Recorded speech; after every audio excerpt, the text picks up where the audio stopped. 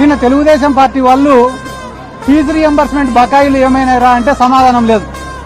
ఆరోగ్యశ్రీ సేవలు ఎందుకు ఆపేసినారా అంటే సమాధానం లేదు.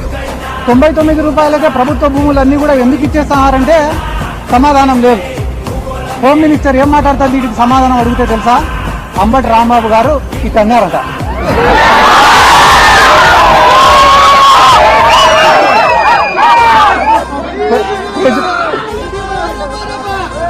ప్రజలకు ఉపయోగపడే సమస్యలు 100 అడిగితే దానిలకు సమాధానం చెప్పకుండా అంబటి రాంబాబు గారు ఇట్లా అన్నారు.